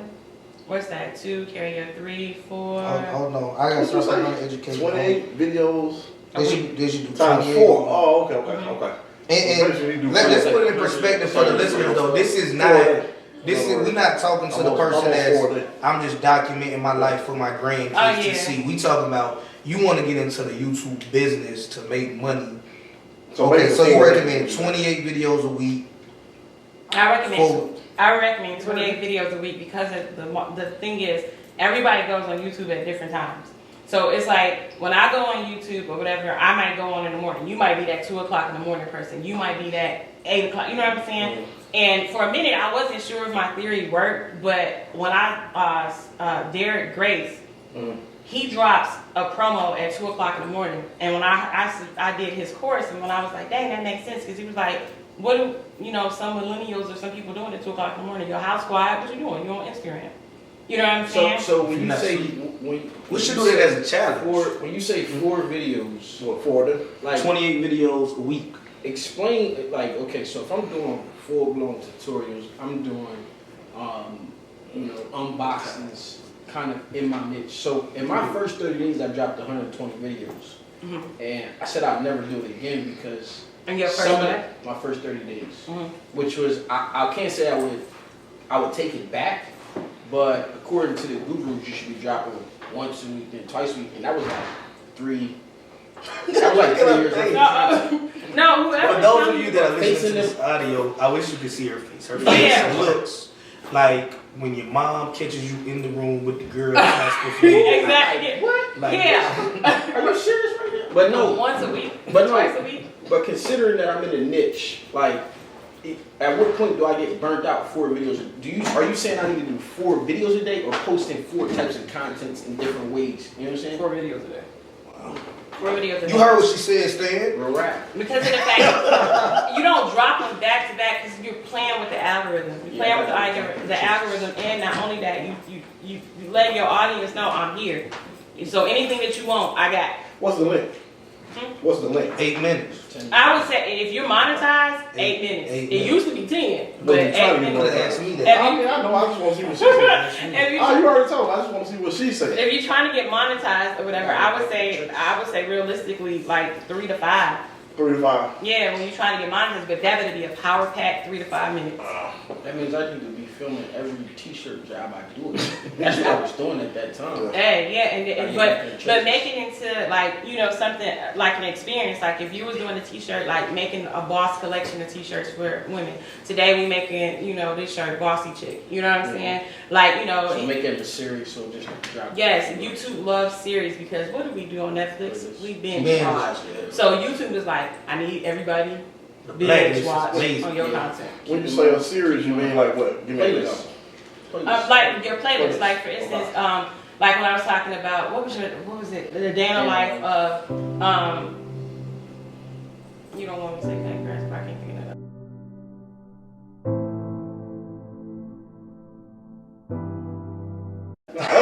That's my grade. You just not cut grass. That's not my grade. Right. Water. So a day in the life of Cutting grass, that'll be one video. Cutting grass, a day. That's my grade. It doesn't have to be in that same order neither, as long as you use the keywords. So cutting grass 101, a day in the life report. You know, how to trim my bushes. Okay, gotcha. You know what I'm saying? That's A day in the life different. report. Yeah, Okay, you just want to stay within that category. It's a The website called funny- Answer something. I think it's just called Answer. And if you put it in a keyword or a title, it gives you like this big flower of all of these titles that people are searching for. Answer something. I don't know. Answer the public. What? AnswerThePublic.com. The funny thing is that Corey is actually an amazing landscaper. Like his Now, grass, one of those with the his pretty grass got a yard. hot top fade. and green. Listen, Ain't no that trash, is ain't no defined. dead spots. That is a profitable niche. Let me tell you why. Because of the fact you ain't got to cut nobody else's yard, just your own yard. Like, you know what I'm saying? It's like, you know, how to perfectly trim your edges, you know, your hedges or whatever. It's like how to use a chainsaw, whatever you use to cut it. You know what I'm saying? It's like Cut the grass with a chainsaw. it's like I used to have to cut our grass with a weed whacker. My mom was on some other stuff. Like, you know, Where you from? Where you Alabama. Oh. So it's like you have to like find something that you just think about it. If you really enjoy doing the yard and stuff, it's so much stuff you can do on that. You don't? Not them. Oh, okay. I What do you like? Everything. Not working. Not that. Just say. Give me the top 2 things you like doing. I mean, I actually like my pest control business. I know it sounds weird. I really like it. You like? Now the question is, are you behind the scenes or are you actually? I'm actually doing In it. the yeah. trenches. Okay, so you enjoy the whole I thing. really like it. So this is the thing. So the videos that I would do would be like, you know, how to determine if you have termites or not. Mm-hmm. You know I what I'm like the saying? wildlife. I like all that stuff. Yeah. Okay, how to determine if this bird gonna bite you? You know what I'm saying? It's like just Bird. there's just different stuff. You know? Pterodactyl. I get what she's saying. Yeah, just I'm not determined because this is it. pterodactyl. Oh yeah, yeah. So here, I'm gonna answer the public right now. And I just put in t-shirts, so it came up. Which t-shirt is the best? Guess What's which this called t-shirt- again? AnswerThePublic.com. Will AnswerThePublic.com. t-shirt guys. material fray? Will t-shirt shrink? Yeah, but look at how it breaks it down. It says like the who, will, with, how, yeah. And so that way you can get your titles on what you're looking for. Like Why one of the t-shirt girls, she shirt? liked the meditation thing. If you put meditation in AnswerThePublic.com, it's not gonna just tell you, you know, stuff around meditation. It's gonna tell you what people are looking for. And so that way it's not a guessing game no more. Save that image. Right, because you only get 3 free ones, I think, when you put the words in. But Oh yeah, I got 2 phones, couple computers. different emails, Go to the right? library. Speaking of free content, like Final Cut or whatever, you know you can get Final Cut for free for 30 days, right? And Photoshop for free for 30 days. Yeah. There's a new software they're using in Hollywood. I gotta get the name of it, but it's supposed to be better. Well, I need to go and invest in Final Cut Pro. That is something. well. I don't know. My thing is there's so many apps out now that makes it easier and gives you the same, you know what I'm saying, thing. If you're not filming the movie, I wouldn't even mess with Final Cut. Final Cut is really for real, and you know. This is a little bit What more you trying to say, complicated. Janae? I'm just saying, you doing a movie, so you do need to learn Oh, Final I Cut. was about to say, do you remember? I ain't no man tell people how you ate them ugly cookies. And eggs and sausages and stuff. Okay, the sausages was good. The cookies were okay. The toffee was good, but them bougie cookies, like. Thank you for saying that. I wish she was here to hear. But yeah, so yep. Okay, so I'm let's say hypothetically there's a content creator out there that does take a week off because they're human, and you know what I mean? Mm-hmm. And then they come back, but hypothetically they try to do 4 to 6 videos a week, at least 3 weeks out the month, but they making, let's say the channel making 5 figures a month, $50,000 a month. Mm-hmm. We'll just make up a number. All right, $50,000 a month is what the channel makes. What would you set as a realistic projection if you were working with that person, saying, okay, your channel makes $50,000 a month right now. We're going to scale up to these 112 videos a month by doing those 28 videos a week. By what would you guesstimate their growth to be, just from a dollar perspective? The goal that I'm trying to get to is the person out there that's listening is going to say, man, that's a ton of videos, that's a ton of content. I don't think I can do it. So, like, just to motivate them, in your experience working with people that you've helped scale up, like, what does that look like in dollars? Like, what incentive do they have in dollars to put that grind in? One of the things that was said about me is the whole Mama Janae thing. It's a reason behind that. I come to the house at 5 o'clock in the morning. You're not up, I'm going home. And I come to the house at 5 o'clock, we working until I'm done. And if everybody on this team ain't got 4 videos, everybody won't be here. So my thing is, how bad do you want it? Mm-hmm. And so when you come to me and tell me this is what I want to do, and you're making, everybody, I would say for the most part that came in, you were already making $5,000, maybe $3,000 a month, and they were comfortable with it because they were young. $5,000 is a lot just to shoot a video with you and your girlfriend. When you come up $10 an hour, it definitely before is. Taxes. It definitely is. But if I was working at Chrysler or if I was working at McDonald's and I was making $10 an hour and a manager is making $50 an hour, my goal is to become that manager. Mm-hmm. So you gotta have that same mentality with your YouTube videos. If I'm making $15,000 a month and I see JTP over there is making $40,000 a month, I want that. Mm-hmm. You know what I'm saying? So I'm gonna put myself in a position to get that, even if I don't touch that. You know what I'm saying? Because the last thing you can do is get comfortable. When you get comfortable, trust and believe somebody else is in training for your spot. Mm-hmm. And so when you... I like that political answer. No, we asked for if you had to put it into dollars. How much growth do you see? Yeah, but because people... So the question is, if somebody did 4 videos a day, 4 videos a day, 4 videos a day, time... No, it will equal out to 112 videos a month. What I'm saying is, the average person, not even the average person, even content creators will say, okay, that's a lot of content, and they want to know, okay, I don't mind putting in the grind, but up front on social media is nothing. So from people that you've worked with that have committed to that grind, what does that dollar figure look like, just to motivate the listener here? Oh, my bad. Okay, so let's say you have to be monetized. Let's play it that way. Your channel is already monetized, and you working and you doing the content that is, targeting your niche and all that stuff, right? Mm-hmm. If you give me 4 videos a day for 30 days, again, this was another thing that was said about me. Yeah, she said, give me 30 days. The weekends count? No. The weekends count? Every day. You don't take no rest day. True. One of the things that was said that she said, oh, well, she'll give me this in 30 days, and nobody ever said that I did. Because if you give me 30 days of 112 videos, it ain't because I'm so great. It's the work ethic and the content. It's the research behind it. Without me, if you put in that work and really study and put your stuff together, I would say really nobody ever that I've worked with can say that they made less than $20,000 the first month coming with me. Yeah. So what does it cost me to work with you? Look. What if they're already established? If they already established, do you think that they can double their income? If they come to you making 50, they can make 100. If they're making 100, they can make 200. Yes, because that's what happened. I think you said you got somebody monetized. How many views? 400,000. 400,000. But the biggest one was 1 million 30 days. in a month. Yep. But that's not typical. You know how those commercials be like, these results are not typical. Right. But it would be typical if you get a group like how you guys are together of like-minded content creators kicking out content. Mm. But by JT being the bigger channel, it has to be a chain reaction.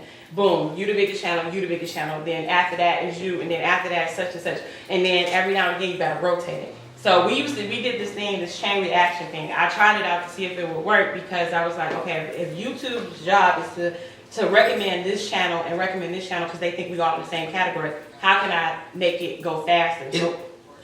Oh no, I was just thinking out loud. Is that why you see a lot of people on YouTube now doing the same prank on their girl or the same video? I'm thinking of pranks because that's what YouTube keep recommending to me. So like, Prank ball. yeah, everybody is doing the Viagra prank. Is that what you're saying? Like No. to grow? Okay, I misunderstand. So let me You deal with. looking up Viagra pranks? No, I'm No. saying So petty. But this is the thing though. With the reason why you need to figure out why is YouTube recommending pranks to you. I know why. You silly. But why YouTube is recommending pranks to you is either one of two things. It's either one that you are searching up content that is related to that audience, or two, which I hope this is the case for you, you share that audience. That audience watch pranks and they watch you. okay. That's a win. So that's the case. You didn't finish explaining what you was trying to test out about. Oh, the chain Oh yeah, reaction. the bigger channel do Right. video, and then the smaller channels. Yeah, so it's a lot. So we all would be okay. In that same example, all of us here would do a video, and we'll do 3 videos. And the first video will come out on my channel with all of us, second one on his, third on his, or what do you say? Yeah, the first video will come out on your channel, and it will be a series that the cliffhanger is gonna look like it's coming on your channel. Then it's gonna look like the cliffhanger is coming on that person's channel, but the last person's channel is gonna be the one with the cliffhanger, and the last person's channel might be somebody with 500. You know what I'm saying? So that video, that series of videos, we just did 3 things. We got a keyword, we got a series, we got the chain reaction, we got the collab. So all right. What's the benefit to the biggest channel? The benefit, see, that's Lord Jesus. This is No, I'm just saying for the no, listener. Yeah, that's for the a listener. real thing because Right. that's the issue for most content creators. Right. Like, how I win with The that. headphones coming from. Oh, my bad. The wig might be coming for it. But the biggest thing is, how do you benefit? The way that you benefit is because of the fact that, again, if I got 12,000, I got 50. You're gonna get that 12,000. I know someone has video gonna get that 12,000. You got 50,000, Should 100,000. play me. You gonna Oh give my me God, y'all is so literal. But I'm just saying, everybody got a million. So, you know, when you send it around, you have to be mindful that those millions that's on your platform and the 2.5 that's on your million do not know each other.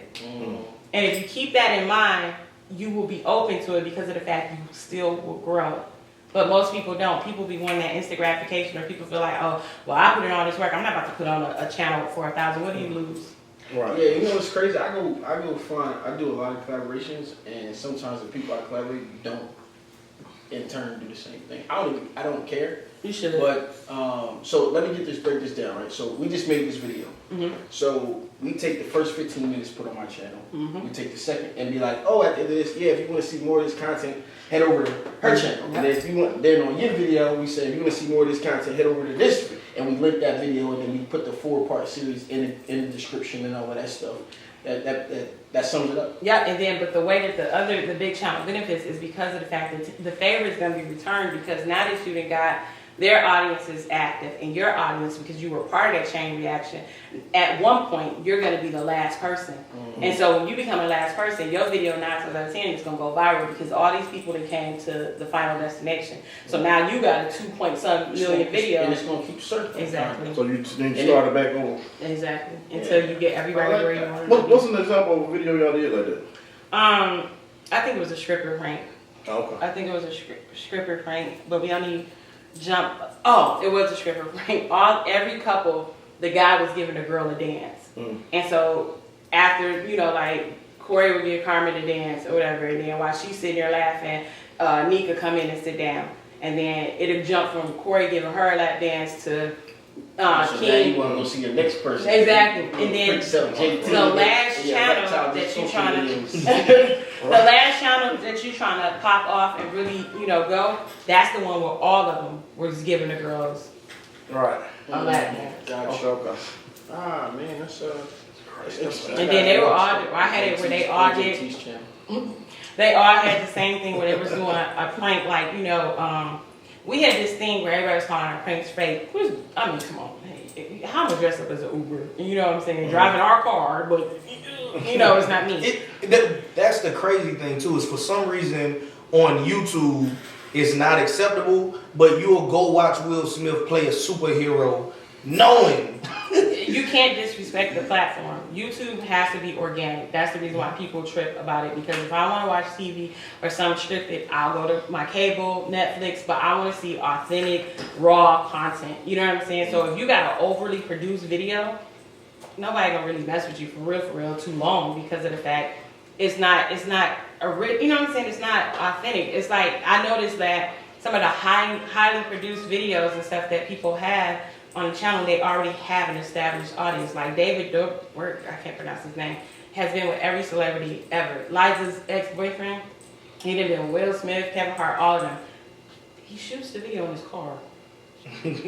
It's not highly edited, nothing. There's no audio, there's no boom effects. He shoots it in his car.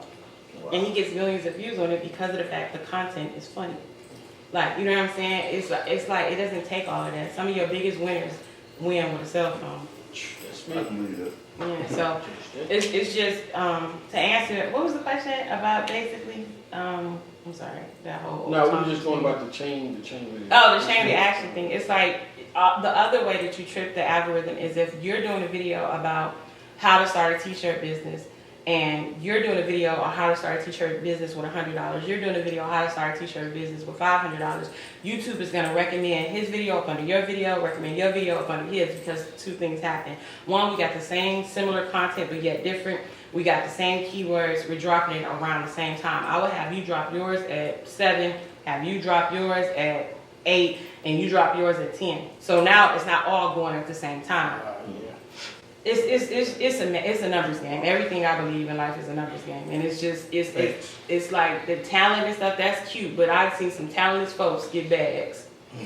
Talentless. I mean, it's a couple that pops up every time for me that.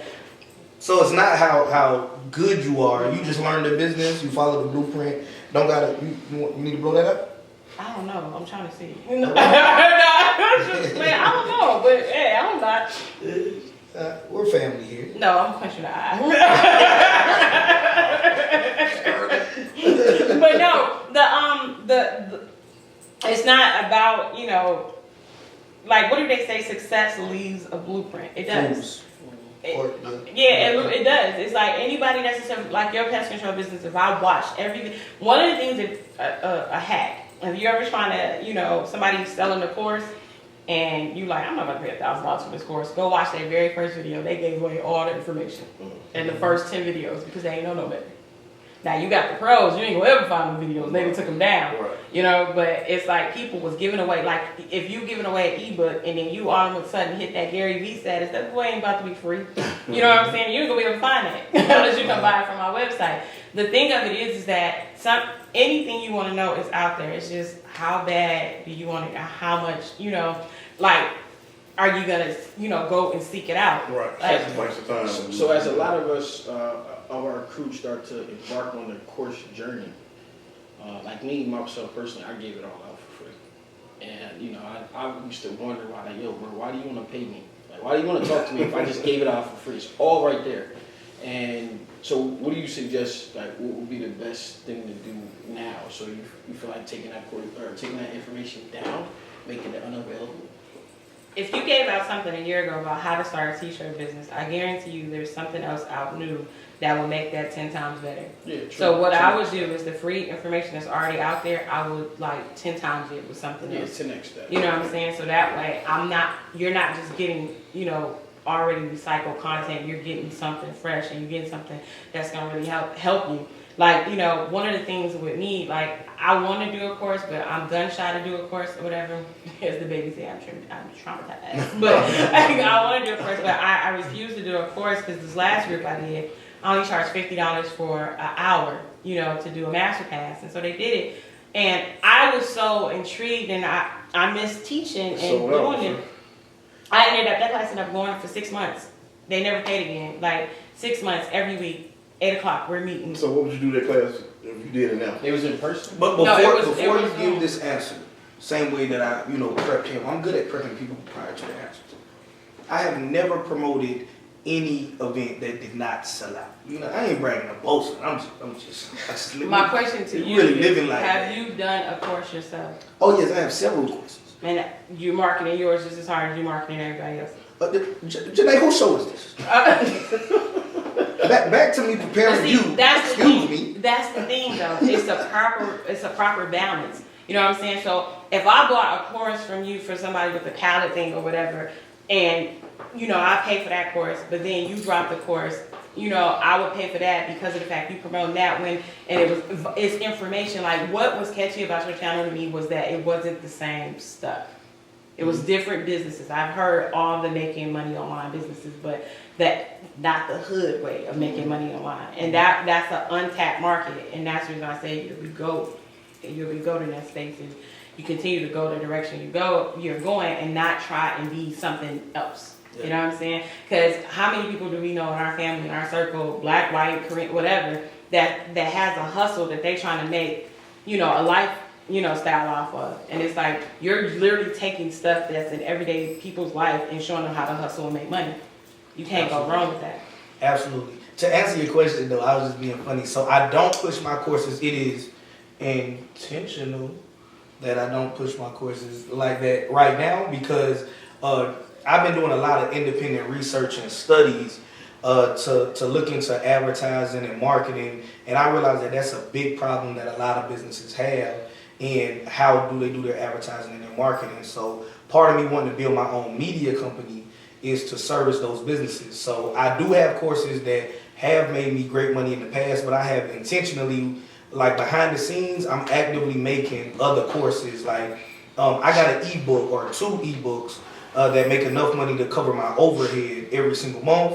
And I have that course out available, and I'm still working on courses. But right now, I'm really focusing on getting the craft together where let me make these courses behind the scene for me and let me really build up my ability to market and advertise, because I think the long-term play, and you can correct me if I'm wrong, right? I You know, sniffles, no COVID, just sniffles. I'm trying not to sniffle while you're in the headphones. My bad. Go ahead. I'm sorry. Like it's all good. Can we have the whole road? I shall not blow my nose on this Can camera. I It shall not happen. Can I have the Let whole me just see road? what we got working on. Just for 5 me. seconds later. Just for me, please. Yeah, nobody else. Ain't nothing in my nose. I'm gonna set it right here. Okay, you doing it. But it's for Go me. ahead. So my long-term play is, I'm thinking that, you know, at 90 years old or however long the good Lord allows me to be in this space, I don't think that I would want to be that person, be the lead person. So while I'm young enough to do whatever it is that I want to, I'm doing a combination of, yeah, I got my own thing, but let me also perfect this craft of marketing and advertising, and then develop a system where it doesn't involve me, because that's my long-term play. At 90 years old, if I'm still making podcast content and YouTube content, it's because I really love YouTube and podcast content. It's not because I need to make this in order to keep the lights on or something like that. So to answer your question, again, that's my long-winded answer. Yes, I do it, but I'm at a space right now where I'm like, okay, I want to continue to grow my own channel, and I really want to develop skills that can set me up long-term. Because even if I want to do it and I'm not 90 years old, what if the algorithm changes and now it's more advantageous for whatever platform I'm on to promote gamers or the young guy or the young lady or whoever? If I've mastered digital marketing, that's something that I can provide value with regardless. The first thing that you said is that you've helped other people that come on your platform sell out their courses. Yep. Then you turned around and said that you're studying and you're basically trying to, you know, learn as much as you can about marketing and advertising. Yep. And then you said if, you know, you get to 90 and you start doing this, it's because of the fact you absolutely love it. Yep. But your goal is to make it where it's an automated business that it runs on its own, the knowledge and stuff that you have, you done packaged it. Yep. Okay, you ready? Yep. You already there. Ooh. You're already there to the point that you can do that.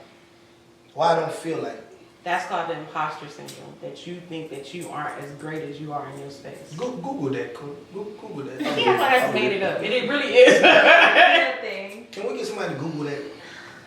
Okay, Hey, Siri. fact checking me, like, you know. Imposter syndrome. I like that though. But it really is, but the thing of it is, Imposter syndrome is a psychological pattern in which the individual doubts their skills, talents, or accomplishments and has a persistent internalized fear of being exposed as a fraud. Hold Damn, on. I read that. Hold on. I believe that I was behind reading. You trying to say really these streets card? no, see, that's how come it's psychological. That's all you heard out of that whole Trying to passage. say really these streets That's all card? he heard in his passage is that.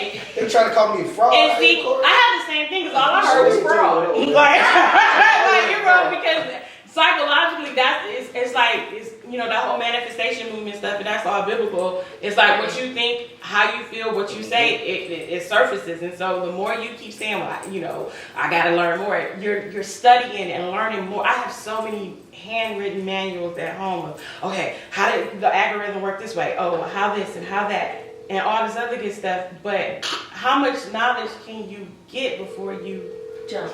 Yeah. What? Who you Call calling? us Uncle up. Jerry? Uncle Jerry, no. You bring me them bags that I put on the bed, please. All right, thank you. All right, I'm right here. As soon as you open up the door, you see me at the table. All right. Are we ready to get past the imposter syndrome? Is this your coming out video as far as not being a Coming out video? I tried to say imposter video. That didn't sound right. I don't got nobody to call for my bags. That was a good one. That was a good one. We're being subtle with it, but I'm glad you picked up on that. Like that. Hey, my thing is that you're not bragging, you're celebrating, your success, and nothing's wrong with celebrating. Yeah, exactly, like you said, trophies. When you was in, hey Uncle Jerry, when you was in elementary or in playing in sports or honor roll, they gave you a certificate because of the fact that you were good at something and it was rewarding. As an adult, if you're doing business and you making money, reward yourself. Quite taught me that. The TT and Lala, we were in the Galleria and we went into we went into the Gucci store and he was like, it might not be nothing in the bag. Fraud.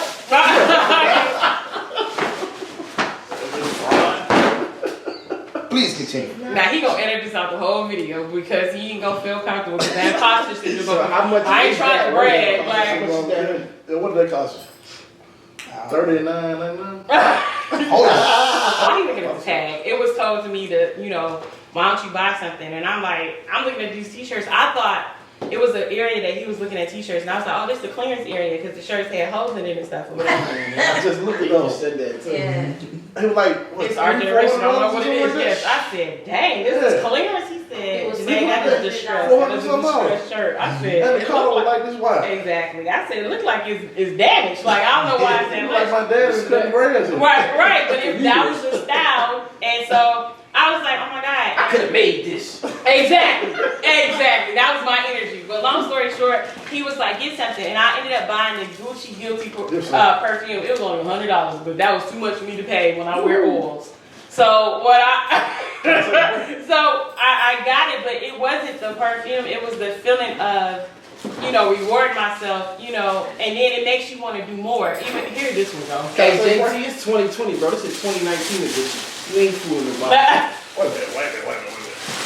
That was that. All right, guys. I'm gonna tell the price. Hold on. What is here? We got. Hold on. Call me a fraud. But you need to pay attention to the fact that when she said imposter syndrome, this is what you are trying to say that's not the case. No, I'm gonna tell the price. All right, go ahead. Call the prices up. $2,477.48. That's the total. For what? The sweater? So that means the sweatshirt is about $1,400. $9.95 for I don't the know. shoes and $12.80 for the sweater. I don't know. All right, now Number I see let me didn't show change. you what imposter syndrome is. $1,300. Let me show you what imposter The syndrome number I is. see 101. don't change. He comes and does his broadcast to his 40,000 Yeah. people Yeah. in a Braves jersey, but you got a $2,000 hoodie sitting in the closet of Uncle Jerry. That's for tomorrow. That is an imposter syndrome if I I can't love find Uncle one. Jerry. But I'm just saying, it's like, you would never wear that all together. That's tomorrow. I want to see it. Now it's tomorrow. We about to wear it tomorrow. I wanna see it. That's tomorrow. I want to see it. Because So is there something wrong with putting them shoes on with a $20 outfit? Because that's what I'm gonna do with mine. No. Nah. You're silly. All jokes aside, though, like I've recently been having this internal debate with the team, and now Janae is part of the family. Yeah. So, we not excited. What the heck? Thank you. Thank you. You got the wrong one. We celebrated that earlier. What's wrong? How you lying to the folks? No, we didn't. Y'all talking about me and my sauce and juice. Oh, we got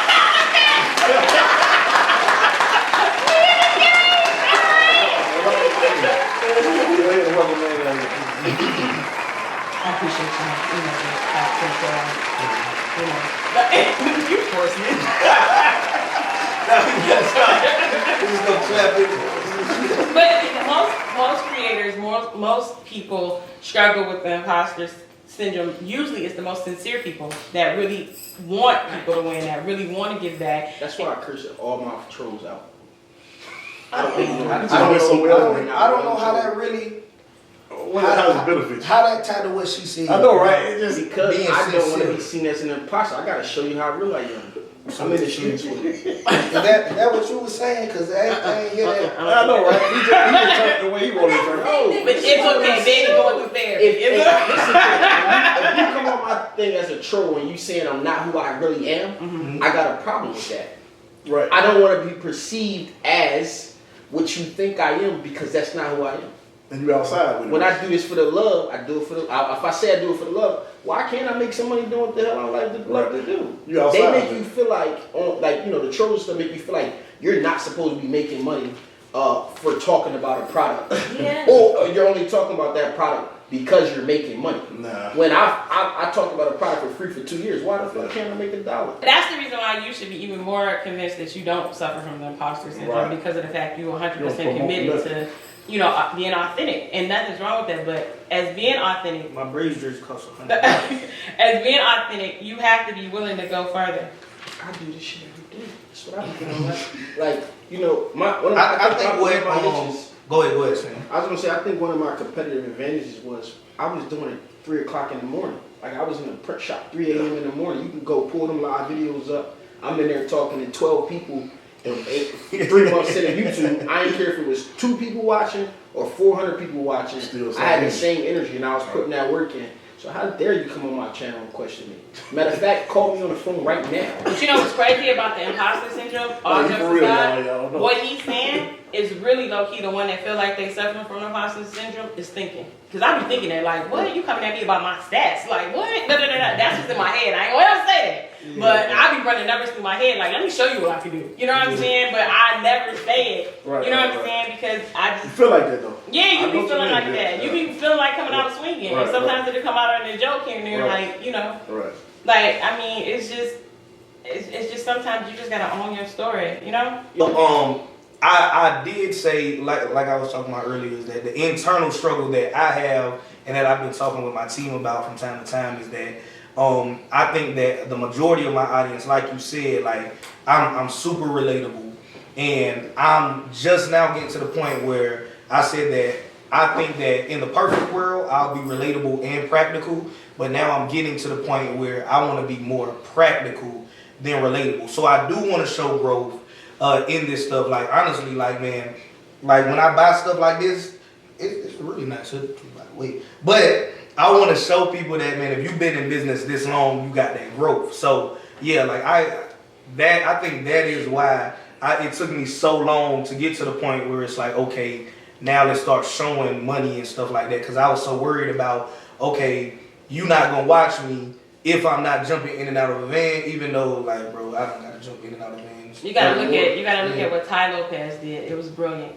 It was psychology 101. He put the elements of success, the elements of being relatable, the elements of struggle, all of that in a minute. I don't even think it was that long commercial. Yeah. You know what I'm saying? The garage, the Lamborghini, the basic clothes, the books, the not really haircut. You know what I'm saying? Like it was all strategic because of the fact he didn't miss anybody in his audience. Everybody felt like they can be a part of this great success story. And then on top of that, he made it affordable. $67, but you still paying $7.95 for that course. I bought that course too.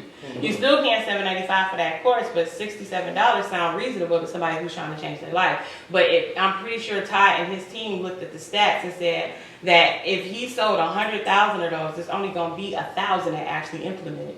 So you're not creating your competition because you got a lot of people that'll listen and, you know, gravitate to everything you say, but do nothing.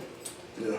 So giving away free game, it don't matter if you're not gonna do it. Like that's what Gary Vee say all the time. He said I say the same ish every time. He said I'm saying the same stuff every conference. Y'all still paying me $750,000 to come up here and talk for an hour, but I'm saying the exact same thing. Do it. Sometimes you just get up there and be like, Questions. Start Yeah, questions. yeah, Like, start yeah. questions. You know, like, you know, happiness. Like, you just gotta, you know, he can give you random stuff. It's like, why you paying no $1,000 for you talking about no happiness? But the thing of it is that his thing is if you've been a diehard fan of him or a supporter or whatever, right, you should be learning something. You shouldn't still be listening to me. You should come for a refresher, but you shouldn't still be listening to me trying to get motivated because if you are, there's something deeper that's wrong. And it's usually the imposter syndrome that you feel like you don't have enough stats. You don't, you know, all this other stuff. I did the exact same thing you did. When everybody was buying foreign cars, I was still in my same car. Matter of fact, I'm still in my same car. Because I just was like, no, I'm not about to do that. Like, I was riding a scooter. I prefer to have my money somewhere else. But it's like my imposter. So I should have bought the Range Rover instead You of the Honda. absolutely should have. I didn't Absolutely tell should you. have. I told you this should be your secondary. Absolutely should have. Yo, you wanna know what's crazy? I only spend money when I go out with JT.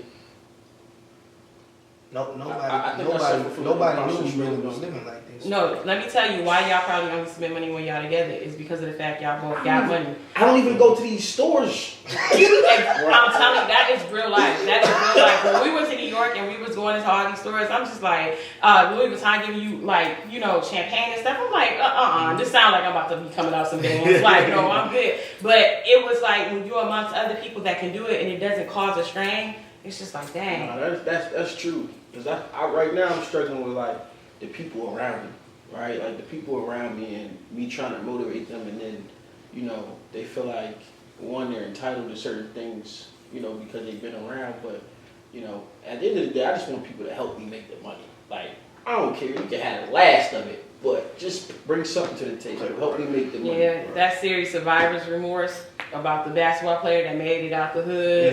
Yeah. I watched that And whole you ain't series. even got it like that yet. Yes, You know what I'm you do. saying? Yes, you do. The thing of it is that like with my house, I use that example. Me and my husband were just talking the other day because it was just like, dang, we looking at other houses because we like, dang, we want to go in this area, we want to get this and that and other.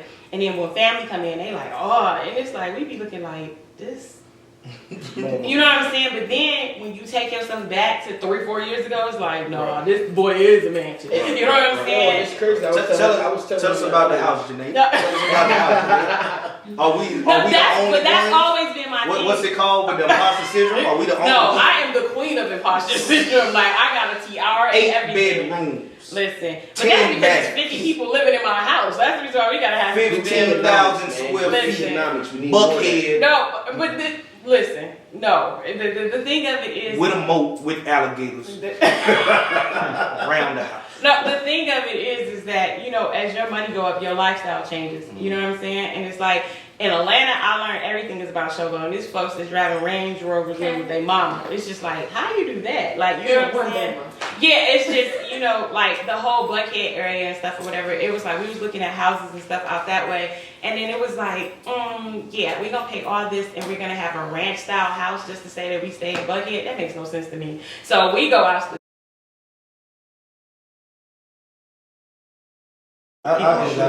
We go outside of the city. Yeah, go outside the city limits and you get a house and stuff or whatever. And it's like the amount that I would have paid to say I stay out here, I just got 3-4 times that amount out this way. So, and then I don't know who started this rumor of when you rent a house that you broke. No, you rent a house, you got money. It costs more to rent a house than it do to buy one. You know what I'm saying? It's just our logic with certain stuff and finances. My black folks is sometimes so messed up. It's crazy because I was telling Corey earlier, like, you know, the first time I bought something like that was worth a lot of money, and I look back, or things, I'm doing a lot of things that I said I would probably never do. What was your most expensive purchase? Whenever I bought the day. And who follows it? Like, It ain't me. It ain't me. You know what I'm saying? But, no, I'm saying, like, literally, like, wearing something one time. I never wear something one time. You know what I'm saying? But then I go on vacation, I get this shirt, I wear my shirt open, like, didn't wear it, and I never wear it again. You didn't wear it one time? Yeah, but it's in the catalog for the right time to wear it one time, but I'm starting to do things that I never said I would do. And you know, a part of me feels guilty because of where I live in. Like you seen where I live, literally. You know, the door out front of where I live that got kicked in like 5 weeks ago got raided. You know what I'm saying? I live in a back alley, 1-bedroom apartment. Like I live like I'm broke, but I can go get a condo downtown. But see, that's the difference. And you go to Puerto Rico 6 months out the year. But that's my the, business. And don't I buy was an thinking that, but I wasn't gonna say Airbnb in Puerto that. Rico. that's the difference in, you know, being, you know, that wealth mentality and that hood rich mentality. You know what I'm saying? It's like splurging here and there is okay, but these kids were literally living paycheck to paycheck with $40,000-$60,000. Like literally, like yes, like literally having to borrow money before the next paycheck. Like What were they doing with that money? Blowing it. Like on what? Strippers. Car, no. That's what I was blowing on. on card two, you know, instead of getting one sweater, you getting 10, all colors. You know what I'm saying? Okay. Or you Don't take got, long then. you got necklaces. You got, you know, you just bought a new car. You know, you just got a car last month. Yeah, okay. And it's like instead of you financing it, you cashing it out, not realizing as soon as you drop it off, it's gonna be appreciated. Right? Yeah. Everybody, but that's what happens when you come from nothing to something too quick. It's interesting. You don't think they appreciate it like they should? Huh? Not at all. Not at all. This generation is a different breed. Like, you know, when we were younger, it was like, okay, you got to be successful, go to college and get a job, or you got to be successful, start your own business, and you know, or whatever. If you was to get into the music game, you got to hustle. You got to be doing rapping since you was 2. You know what I'm saying? That type of stuff. Now, a kid come out with one song overnight. You know what I'm saying? It's like, yeah, like Cardi B came out the game swinging. Like, you know, she killed Nicki Minaj with stats. Like, she won the album of the year and stuff or whatever. Right. And Nicki Minaj been in this game forever. You know what I'm saying? Right. But then before Nicki Minaj, you got Kim. Yeah. You know what I'm saying? It's like, It's whack. because the problem with that is everybody wants to be respected. I don't gotta pay you respect. Yes, you do. I don't. Yes, you do. That's just like us not paying respect I to don't Martin have Luther King and them. You paved the way for me to sit here. Listen, just say thank you. I ain't trying to get card on your check, but recognize that you did not go through them trenches. I don't have to. Thank you. You don't have to, but Did morally, Nicki pay Kim respect? no. And then if she's mad at Cardi B for not paying her respect, that's backwards thinking. When y'all say pay respect, what y'all mean? Like they should stop it? Now, Nicki, Whatever, I thank love Nicki. Pay the way? I love Nicki, but if you look at Lil' Kim back in the day, she was doing the colorful wigs and all that stuff. Yeah. And then you got Nicki that came out and mastered but Nicki did she did try and reach out to Kim. Kim didn't respond back. You know what I'm saying? So that situation was a little I weird. don't know the full backstory of that, but I mean, I'm the type of person that's going. I'm gonna tell you right now, yo, JT's doing some great stuff. You know what I'm saying? I'm gonna go to Corey and be like, yo, bro, you should keep doing this, or whatever the case is. I'm gonna tell you straight up. You know what I'm saying? I seen a dude, yo, that shirt Just fire, told- bro. just told And, I'm drinking Fiji water now. I come from a world where, like, you know, people No look more at you chat. like you crazy. Right. But then you go to places and people are so nice and friendly. Like, yo, I went to LA for the first time. I got people, yo, I'm gonna pick you up from the airport. I'm gonna pick one from the airport. Like what you Like, gonna one lady was like, hey, the next time you're so nice, next time you come back, I'm gonna give you a call. You can come, I'll drive you around. Better yet, you can just come borrow a car. I'm like, I don't even know you. I can't even ask for a ride home, you know, 10 minutes away. Listen, It's just different crowd. the most gangster place I've ever been where people are just extremely just rude and angry all the time. I'm happy to York. say, yes, New York. Home. From the subway, like from the subway to the Uber ride, it's just like, what is wrong with y'all? Like, what is? And then the most, you know, carefree, friendliest ever would be Calabasas and what's that, California? Like, I was just like, wait a minute, y'all okay with us being here? Like, you know, it's cool. Yeah, that's what's up. It's crazy, but even the air smell different. Like, you know what I'm saying? In different areas. Like, like coming from Detroit, when I go back home, I'm like, I can only do a weekend. Pittsburgh. I can only do a weekend. Pittsburgh. Final thoughts. Final thoughts, Corey. Final thoughts. This is very informative. Final thoughts, Stan. This is definitely not a podcast. I don't know what kind of talk But show seriously, this is. 'cause you should chop it Yeah, up. this definitely needs to be chopped up. And drop part 1, part 2, part 3. A couple of intros and something like that. But Like, you, it was oh, great. sorry. This was Yeah, man. awesome. Final thoughts, Stan. I appreciate you guys. Like, this is really, really fun to be back in this element space. I haven't been in this space since June, so it's been very, very refreshing. Gucci. And we appreciate you. 'Cause you did come in. You dropped a lot of knowledge on us. Absolutely, You absolutely. told us the truth, man. Tell the people how they can reach you, Janae. Instagram, your YouTube. I ain't even say that out loud. You got an age requirement on this one? What you talking about? She says she don't want to deal with young people. Oh yeah, you can put that on your channel. Like not for kids type of. Well, I'm saying she don't want to deal with this. So you don't want to be contacted. Well, you don't want to deal with this at all. She'll right? find you. Still, I ain't gonna Are say you, are you willing If to you're work? worried. Are you willing to work with people? I will always do this. I will always like if you tell me to come stay all week and help out, I will always do this. The We're last coming group I tried. back to Atlanta. For Janae is going to stay with weekend. us Hey. and her team. I got We're going to everything. document this. Mr. DeMarco is here too. I didn't know if you wanted me to say his name. So, you doing? I'm on the phone right now. and we might shoot a series. chain reactions.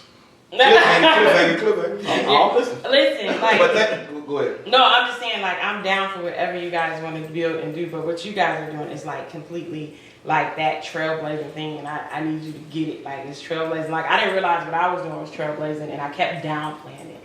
And then I downplayed it so much, a chick came in the spot and, you know, Nikki me. Like, basically, like, oh, I did this, da-da-da-da. You're Little Kim. Exactly, but this is the thing. That world tour, your girl gonna be on. Like, you know what I'm saying? But the thing of it is that, you know, just understanding the space you in, don't allow your imposter syndrome to prevent you from doing great things. Even you, like with the whole landscaping thing, it was like you like, no, I don't like doing that, da da da. But it's just like, again, if Corey it's can cut the hell out of That's something. been years ago. yeah, but if you still do it, it's I bad. got bad leg. I don't have time to do that. Man, Corey cut the hell out of some great. Man, you be willing. Even if you was to critique yards, the top Real 10 best green, yards in yeah. Atlanta, the top Real 10 best green. yards in Facts. North High Carolina. top fade. Like, and then another Like thing key. that y'all, you know, just we can talk about this off here. Can you help us? Go ahead. We need to formulate this. Listen, into I something I already see what y'all can do. I can tell y'all. Welcome to the most random podcast out there. Thank you for tuning in. See you guys in the next episode.